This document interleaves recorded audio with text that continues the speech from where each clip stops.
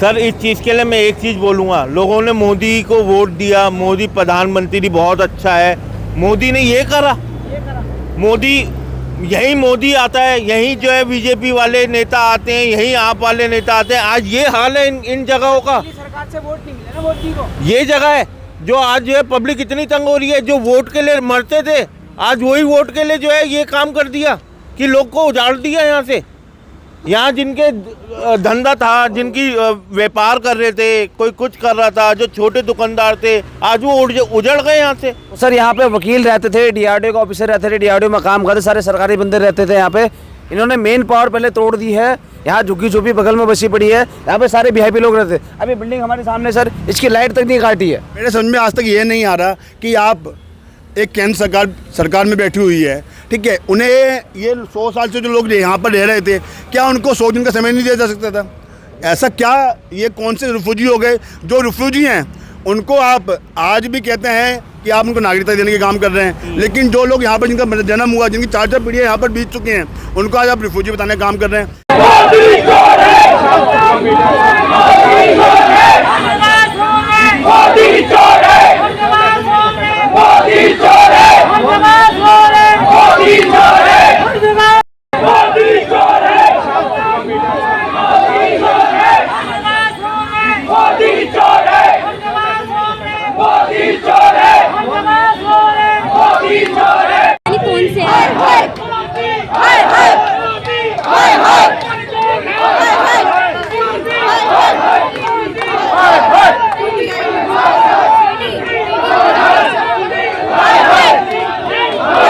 अब तंदूरी का मजा नूरी के तंदूरी मसाला के साथ। नूरी का तंदूरी मसाला जो बना है नूरी के बेहतरीन मसालों से, जो बढ़ाए आपके तंदूर का जायका उम्दा और बेमिसाल। आज ही ले आइए नूरी का तंदूरी मसाला, अब तंदूरी नूर भरी। अपनों की यादें खुशबू की तरह होती हैं, चाहे कितने भी खिड़की दरवाजे बंद कर लो, हवा के झोंके के साथ अंदर आ ही जाती हैं। अब हवा चले ना चले, हमारे इत्र के साथ बनाई यादें हमेशा आपके साथ रहेंगी। जमजम परफ्यूम्स, हजरत निजामुद्दीन से निकली खुशबू जो पिछले 30 साल से आपकी यादों का हिस्सा है। एलजी हाउस से यानी लेफ्टिनेंट गवर्नर से कुछ ही मीटर की दूरी पर, और कहूँ तो दिल्ली विधानसभा जो बिल्कुल बराबर में है, ये खैबर पास इलाका है। वो जगह कि जहाँ पर बुलडोज़र चला करके सब कुछ निस्ते नाबूद कर दिया गया, पूरी तरह से तहस नहस कर दिया गया। यहाँ पर एक दो नहीं बल्कि सैकड़ों मकान हुआ करते थे, जिनमें हज़ारों लोग रहते थे। कई पुश्तें, कई नस्लें, कई पीढ़ियाँ यहाँ पर पल बढ़ कर के जवान हुई। ये लोग वोटर्स यहीं के थे। ये लोग इसी जगह पर जहाँ इनको बिजली की, पानी की, हर तरह की सुख सुविधा मुहैया कराई गई थी, इसी खैबर पास इलाके में आज सब बेघर कर दिए गए, सब दर बदर भटक रहे हैं, और कोई कहीं चला गया, कोई कहीं, किसी का पता ही नहीं। और खैबर पास इलाका अब जंगल में तब्दील हो गया। एक पूरी भरी कॉलोनी हुआ करती थी, लेकिन वो कॉलोनी अब मलबे के ढेर में तब्दील हो चुकी है। और यहाँ पर बाकायदा LNDO ने, लैंड एंड डेवलपमेंट ऑफिस ने, जो केंद्र सरकार के अधीन है, उन्होंने यहाँ पर बुलडोज़र की कार्रवाई करते हुए सब कुछ तहस नहस कर दिया। पूरी की पूरी खैबर पास बस्ती को उजाड़ दिया है। मैं फिर वही सवाल कर रहा हूँ, यहाँ नेता अब से नहीं, ज़माने से आते थे, हाथ जोड़ते हुए लोगों के वोट लेने आते थे। यहीं पर इनके आधार कार्ड, यहीं इनके राशन कार्ड, यहीं इनके पासपोर्ट्स, यहीं इनके वोटर कार्ड्स, यहीं इनकी नस्लें पली बड़ी, पैदा हुए सब यहीं। लेकिन आज ये सब कुछ मलबे के ढेर में तब्दील हो चुका है। लोग कोई कहीं है, कोई रवां दवां, इधर से उधर, उधर से उधर, बच्चे, बड़े, बूढ़े, किसी का कुछ नहीं पता, सब बाहर खड़े हुए हैं। मैं कुछ लोगों से बात करना चाहता हूँ। आज उनको अंदर तक जाने की इजाज़त नहीं है, कोई नहीं अंदर जा सकता। क्यों? कि आज कॉलोनी के गेट पर पहरा है, बैरिकेड लगा दिए गए हैं, और पूरा खैबर पास इस तरह से मलबे के ढेर में तब्दील कर दिया गया है। क्या नाम है आपका? मेरा नाम शुभम है। शुभम, आप यहाँ रहते थे, आपके कोई परिवार के हैं? कितने लोगों को बेघर किया है? फ्रेंड रहता था जी, और उसको बहुत दुख हुआ। वो जो है, उसकी उम्र कम से कम नहीं तो जो है 48 साल का है वो, और उसको बहुत दुख हुआ, उसका घर टूट गया यहाँ का। सबसे बड़ी बात यह है कि ये 32 एकड़ जगह गवर्नमेंट ने तोड़ी, बहुत गलत करा है। लोगों के परिवार उजड़ गए, सब कुछ, कोई मुआवजा नहीं मिला, जगह नहीं मिली और लोग यहाँ बड़ा दुख से गए हैं। सर इस चीज़ के लिए मैं एक चीज़ बोलूँगा, लोगों ने मोदी को वोट दिया, मोदी प्रधानमंत्री बहुत अच्छा है, मोदी ने ये करा, मोदी आता है, यही जो है बीजेपी वाले नेता आते हैं, यही आप वाले नेता आते हैं। आज ये हाल है इन जगहों का। सरकार से वोट नहीं मिला ना मोदी को। ये जगह है जो आज जो है पब्लिक इतनी तंग हो रही है, जो वोट के लिए मरते थे, आज वही वोट के लिए जो है ये काम कर दिया कि लोग को उजाड़ दिया यहाँ से। यहाँ जिनके धंधा था, जिनकी व्यापार कर रहे थे, कोई कुछ कर रहा था, जो छोटे दुकानदार थे, आज वो उजड़ गए यहाँ से। कमाल है। ये कोई पब्लिक, ये मतलब सरकार जो है पब्लिक को ये दे रही है, गलत, बहुत गलत है, मेरी निगाह में गलत है। बाकी आप लोगों को अंदर जाने की इजाज़त क्या है? बिल्कुल ये नहीं है, बैरिकेड वगैरह लगा दिए तो कोई जा ही नहीं सकता, क्योंकि जो है यहाँ मिलिट्री आई है, सब मिलिट्री है, पुलिस है, वो मार रहे हैं, पब्लिक को मार रहे हैं। परसों रात को जो है लेडीज को मारा, अपना सामान नहीं ऐसा मतलब सामान तक निकालने का मौका नहीं लग पाया है। नहीं, SHO ने लेडीज को मारा, जो वायरल होकर वीडियो वायरल हुई, और जो है उसमें SHO जो है सस्पेंड हो गया। 2 बंदे मर गए पेड़ के नीचे। आप मुझे बताएं क्या नाम है आपका? युवराज शर्मा सर मेरा नाम है। युवराज यहीं के पैदा हो, इसी खैबर पास के? आपके घर का आप सामान निकाल पाए, कुछ हेल्प मिली आपको प्रशासन से? एक दिन की मोहलत दी है NDO ने, एक दिन में सर कितना सामान निकाल देंगे हम, ये बताइए आप। एक दिन में पब्लिक जो है इसी रोड से राष्ट्रपति आता है, इसी रोड से सारे नेता आते, सब कुछ आते हैं। बगल में हमारे केजरीवाल साहब का मकान यही कोठी बगल में है सर। आज वो केजरीवाल का, बेटा एक मिनट, आज वो केजरीवाल का गेट बंद करके रख दिया कि वहाँ पब्लिक ना जाए। आज वो ये पब्लिक जो तंग हो रही है, वो गेट बंद कर दिया, अपने मजे में, अपना घर खुश, दूसरे का घर उजाड़ दिया। हाय केजरीवाल पब्लिक कर रही है। उस समय केजरीवाल कह रहा है वोट दो, मैं प्रेमी हूँ, मैं जेल में हूँ, मेरे को वोट। मेरा नाम हरमेश यादव है और हरमेश यादव मेरा नाम है। ऐसा नहीं है कि स्थानीय नेताओं से मदद नहीं मिली, बिल्कुल यहाँ पे स्थानीय नेताओं से मदद मिली है। ठीक है, जो यहाँ के लोकल विधायक हैं उन्होंने जो मदद कर सकते तो मदद की। यहाँ पर वो जो यहाँ के लोकल लोग हैं उनके साथ। कौन है लोकल विधायक? लोकल विधायक प्रहलाद सिंह सानी जी हैं यहाँ से। तो एक बार भी नहीं और यहाँ के सांसद? मैं आपको बता देता हूँ, यहाँ के सांसद पूरा दिन खड़ा सांसद जी यहाँ के पूरा दिन खड़ा होता है। परवीन खंडेलवाल बने।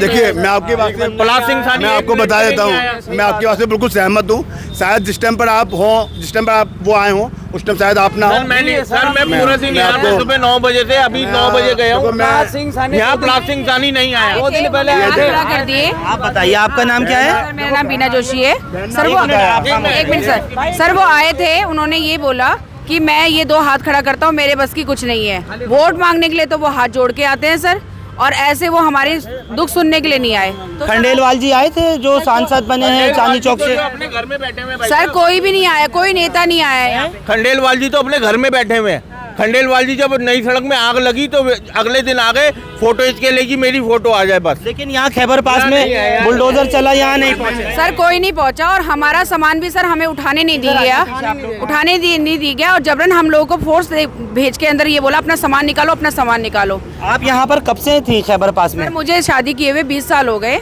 और मेरे हस्बैंड तो उनका बचपन यहीं पैदा वो यहीं हुए थे। अच्छा। और मेरी सास कहती है हम सन 65 में यहाँ पे आ गए थे। 1965 में? हाँ जी, तब से यहीं थी। तो आप ये बताइए, हमें घर से बाहर निकाला गया, तो हमने ऐसा क्या किया? हमें आप आज बोल रहे हो कि आप रिफ्यूजी हो, तो हम किस उससे रिफ्यूजी हो गए? कैसे रिफ्यूजी मतलब? सर हमें रिफ्यूजी आपकी सास ने आपको बताया कि 1965 से वो यहाँ थी। हाँ जी, और आपके पति का जन्म यहाँ हुआ, हाँ जी सर। आप शादी होकर के आई तो आपके बच्चे भी यहीं पैदा हुए, मतलब कई पीढ़ियाँ, कई नस्लें यहाँ चल गई। चौथी पीढ़ी है सर ये चौथी पीढ़ी है। मेरे बच्चे हो गए, उसका चौथी पीढ़ी है सर यहाँ पे। आपके बच्चों का स्कूल वगैरह का अब क्या रहेगा? आप कुछ भी नहीं है उनका बच्चों का, इतने दूर हमें स्कूल वो बच्चों के लिए वो करने पड़ रहे हैं। आप ये सोचिए हम बच्चों को कैसे वो करेंगे, कहाँ से इनकम आएगी? सैलरी भी उतनी नहीं है, प्राइवेट नौकरी करते हैं। या तो हम सरकारी नौकरी कर रहे होते तो हमें बोलते भी, है ना, आप हमें बोलते। और आज आप हमें वोटर आई कार्ड वगैरह सब कुछ आपने हमें सब कुछ दिया गया है, और आज आप कहते हो आप मतलब देश वो हो निकाले हुए हो,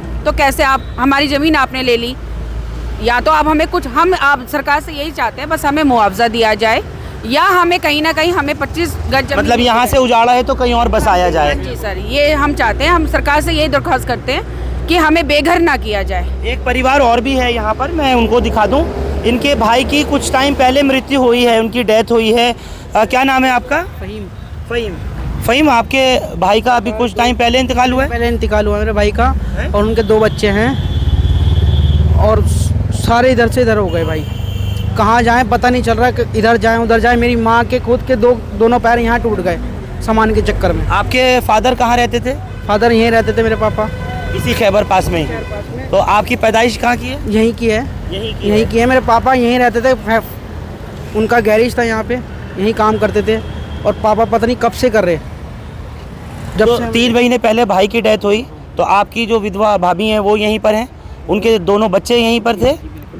अब कहाँ हैं वो लोग? वो भाई अब चले गए अपनी भाभी भाई। वो इद्दत में बैठी थी, पर्दे में पर्दे में बैठी है भाई वो, लेकिन अपने भाई के यहाँ जाना पड़ा। अब कहाँ जाएंगे बताओ? आप लोग सामान निकाल पाए कुछ? आपने प्रशासन से मोहलत मदद मांगी? सामान नहीं निकालने दिया भाई, जो है सामान रह गया। और जो निकाल रहे थे, अंदर ये था कि ना, पहले 32 एकड़ की बात करते थे, 32 एकड़ नाले से उस तरफ की बात करते थे ये लोग, कि उधर के हम तोड़ेंगे, इधर का कोई चक्कर नहीं था।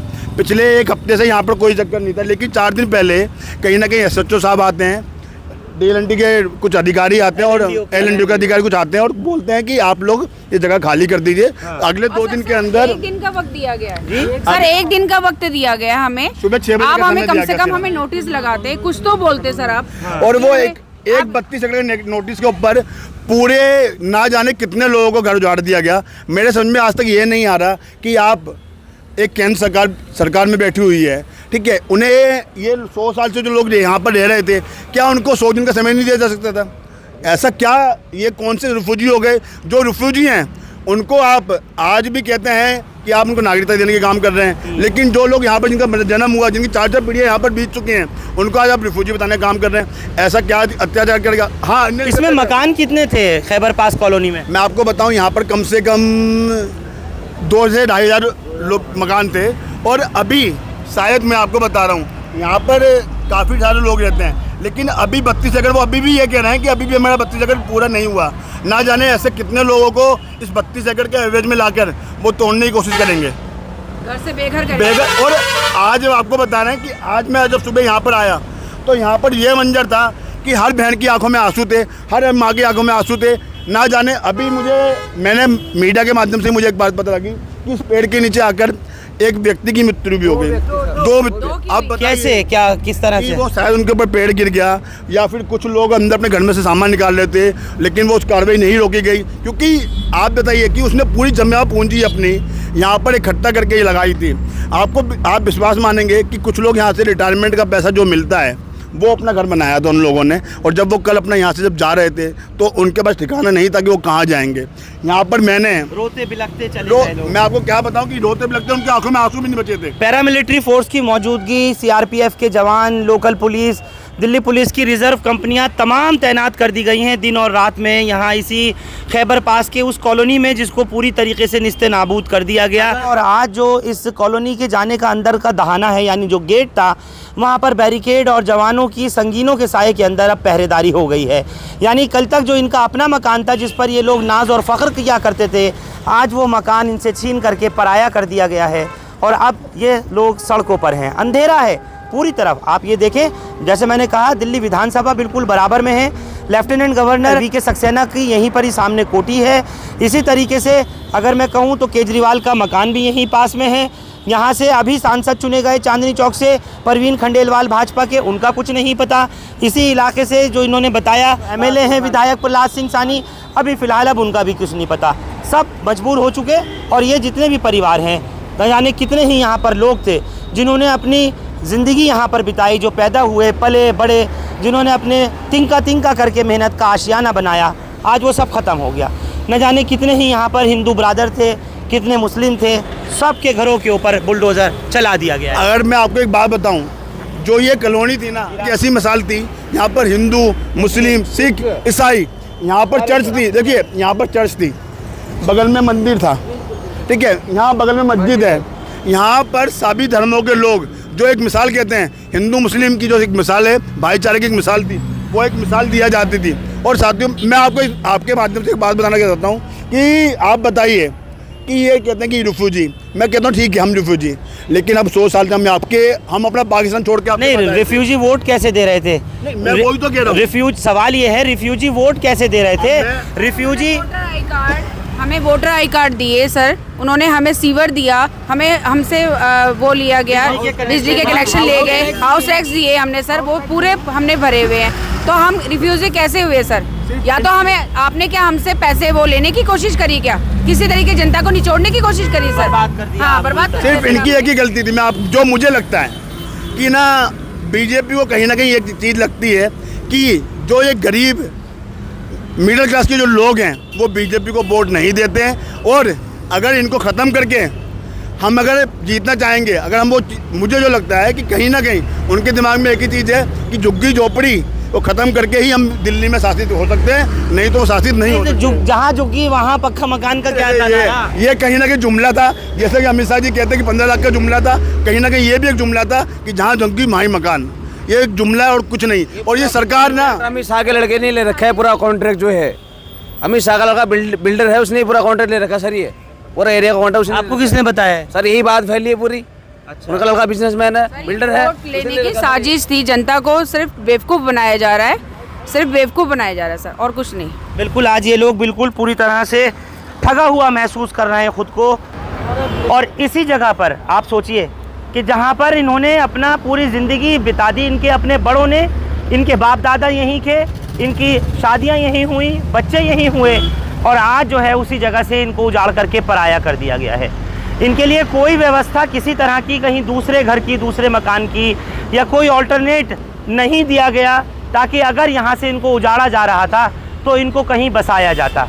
सवाल इस बात का भी है, बिजली के कनेक्शन, पानी के connection, voter I card, Aadhaar card, passport, ration card, सब कुछ यहाँ से कैसे बना, और कैसे इन लोगों से अब तक इस खैबर पास कॉलोनी के अंदर जहाँ ये रहते आ रहे थे, इन लोगों को उस वक्त में रेफ्यूजी नहीं माना गया जो आज माना गया। बहुत असहज, असहाय महसूस कर रहे हैं। इनकी किसी तरीके से कोई मदद नहीं हो पा रही है, और हालत ये है कि कई लोग तो सड़कों पर हैं, रात बिताने को मजबूर हैं। दोपहर में धूप, सूरज होता है, रात में अंधेरा हो जाता है, लाइट भी पूरे इलाके की काटी हुई है, अंदर कॉलोनी पूरी तरह ख़त्म हो चुकी है। जो तस्वीरें आप लोग अपने स्क्रीन्स पर देख रहे हैं वो तमाम उस वक्त की कि जब बुलडोज़र चलाया जा रहा था, पूरे एरिया को कॉर्डन ऑफ किया गया, बैरिकेड लगाए गए, और उसके बाद में बुलडोज़ कर दिया गया संगीनों के साए में। लोगों ने प्रोटेस्ट किया, बाहर रास्ता रोका, किसी तरह से मदद आ जाए, लेकिन कुछ नहीं हो सका। नतीजा ये हुआ, ये सब उजड़ गए। सवाल ये भी पूछना चाहता हूँ, कहाँ है वो जहाँ झुग्गी वहाँ पक्का मकान का वादा?